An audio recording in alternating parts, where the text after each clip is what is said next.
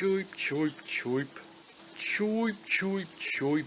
Rather unfortunate timing this game had, its story being centered around an energy drink causing a mutant outbreak situation, and then the city having to be cordoned off. Sounds very iZombie, as similar as those two concepts can be, with the advent of fast zombie variants. You play as the player, our third-person, customizable protagonist, who, if you're so inclined, can be mostly jaw. You can shoot, wall run, jump on cars, air dash, slide on water, and grind using your feet, barefoot if you want. The sparks do nothing to your feet. Yet how? Did your character mutate, become a superhero, or were they influenced by magic perchance? No, none of that. They just seem to have a higher potential than the rest of us. They're just better. They're better than the OD, what the mutants in the game are called. They're better than the scabs, what the human bandits in the game are called. Although I don't get the reference. Better than the other people who are allied to you. You're just the hero who can survive almost any fall, and maybe an explanation would just ruin the fun. And in all fairness, the game was fun enough that I never really questioned it. You need to stop Visco, the corporation responsible for this mess, so that they don't get away with it, and you and the other survivors aren't dealt with. The plot itself isn't the draw. A lot of objectives seem like they were created first and the justification added later. The game's characters hint at this in their fourth wall breaking way, so the humor will have to be the substitute distraction. And it's pretty good, I suppose. It melds well, even though some of it is well worn. Snarky references and the like. Ultimately it is funny and has good gags. Some of them are more okay. Some of the gags are referential, some of them go dirty. Nothing really gets serious, except for the odd, clumsy sentiment, and they really lean into breaking the fourth wall, and that fair foundation gets turned into one of the better examples of referential humor in a video game, via respawning referential sight gags. There are a few of them, and that combined with the fact that it is fully voiced over. Proceed to the altar. Robin, is that you? Combined with some style, and I thought that the good made up for the bad. It's actually more like it made up for the okay. Thus, I enjoyed the humor to a greater extent, and was willing to consider it one of the better attempts. On to the music. You know how some games are so engrossing you don't even notice the music? It just blends into the background. Not in this game, you're always aware of it. So whether or not you like the music is quite important. It's loud and it's punk.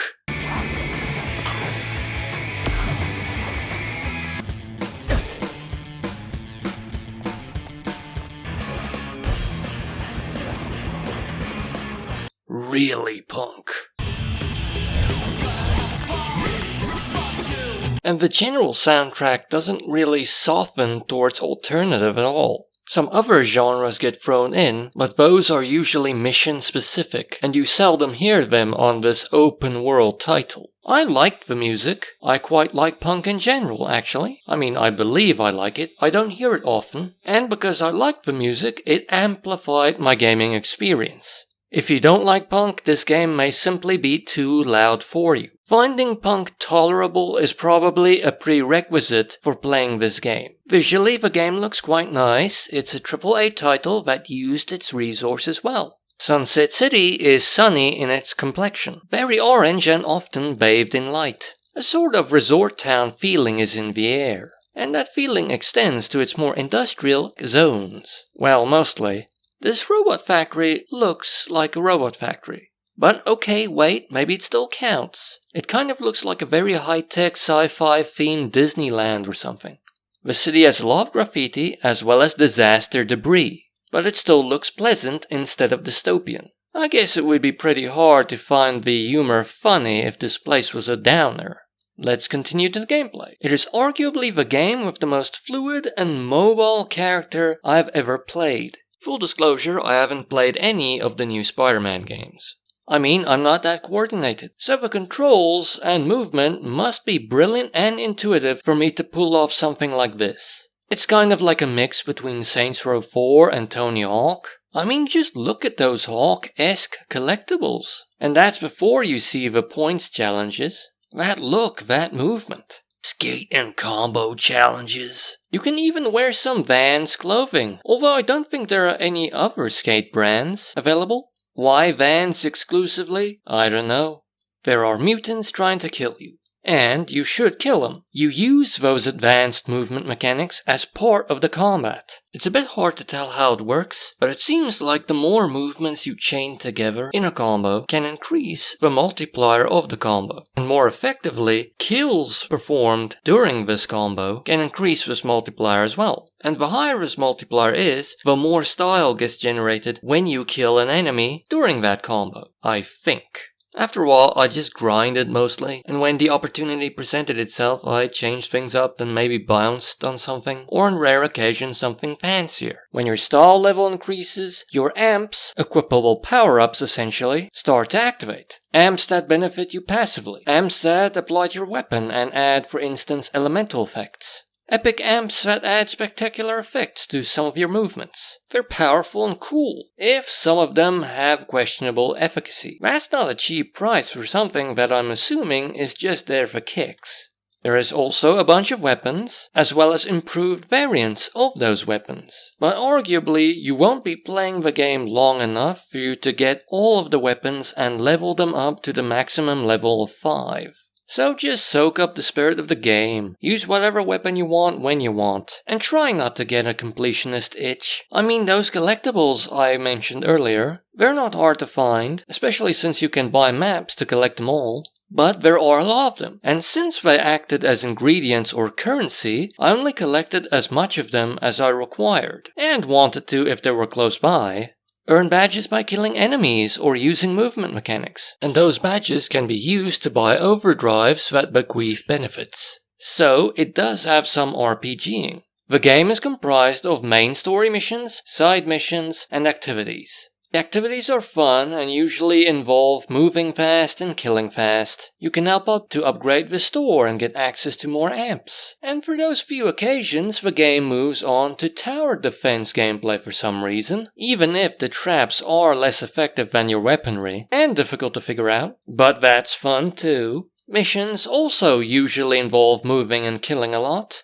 Sometimes a weird mechanic gets thrown in, and sometimes the justification after objectives approach is very noticeable. And yes, I suppose that there isn't much to this game after brilliant movement and killing while moving. But really, as said, these are some brilliant moves. I was willing to accept almost any excuse to use them. The game does, however, have some unrefinements. Nothing that bad. A common issue is that when you start in an area with enemies, sometimes those enemies will vanish, even the giant ones. Once there was also the situation where the voiceover wouldn't trigger and the mission wouldn't progress, so I had to abandon the mission. But in all fairness, I believe this only happened once. Honestly, I really liked this game and these issues are minor. The game took me 31 hours to complete, along with the included DLC. I completed 64 out of 72 of the challenges. That's a pretty nice length, not too short, not too long. And it is cheap on Steam, 219 Rand full price, 54 Rand 75 on sale. That's 1 Rand 77 per hour of gameplay, which is quite splendid. Its download size is problematic, however. It takes up 27.84 gigabytes on the hard drive, which is quite the ask. And I didn't even try it on the Warhorse. I'm pretty sure it would melt. And stereotypically, it's not kid-friendly. It's casually sweary, well, fairly casually, bloody. The first gun you get is called the Flaming Compensator. It has a vulgarity filter you can turn on or off, which I suppose on the one hand displays just how vulgar the game is, but on the other, maybe switching it off is powerful enough to make it kid-friendly. There was an arguably more racy than needed moment involving the Las Catrinas. Their leader wears a skirt and she didn't let that stop her from attacking you from above. I mean, in combat you shouldn't let something like that stop you, but that viewpoint arguably was a bit too voyeuristic than was needed. Other than that, I think it's quite fine, as long as this is traditional funeral music.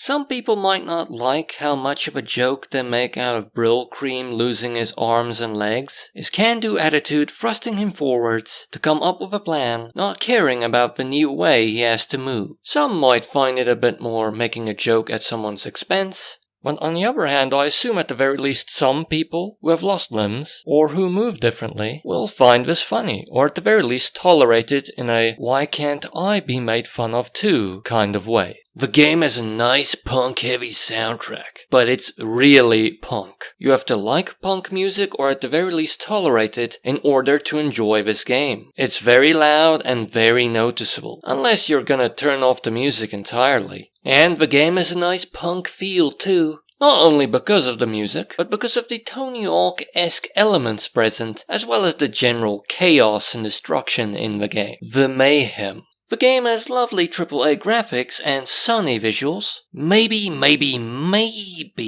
some of the buildings can look a bit samey, but other than that, even industrial areas look great. Resort-y, even though the place is still kind of covered in debris after the incident. The game has a lot of weapons, amps, collectibles, arguably too many of them, and you probably won't get full use out of all the weapons before the game is done. Most of the collectibles are used as currency or ingredients, and I believe I wasn't into getting the cell phones after a while, but embrace the spirit of the game, just have fun with it. You'll be okay. The game has great movement mechanics, and gameplay based off mobility, where you fire at enemies during fairly extreme movement. It has some nice side activities where you can meddle to your heart's content. Plus there are a few fun tower defense missions to take part in, and your main character can be kitted out in various ways. When some of those amps activate, it can look spectacular, and annihilating your enemies when they're activated can be especially fun, if some of the amps can have little visible use. On the maybe side, the humor and story are quite reference heavy. The fourth wall takes a beating. They really leaned into it. Some gags are good, some are okay, and the sight gags present during respawning are very good. It's one of the better attempts at referential humor in the video game, if you focus on the sight gags and voiceover quality. On the con side, the game does have unrefinements, such as enemies disappearing. Nothing major, but they're there. And some missions can very noticeably exist simply as an excuse for you to jump around and shoot things. But in all fairness, a lot of times the gameplay was fun enough that was all that was required. Come on, play it. Enjoy this playground, designed for you to be flung about. You'll be having so much fun you won't even notice how illogically big the fan on the top of that bus is. Unless it's some kind of ice cream party bus.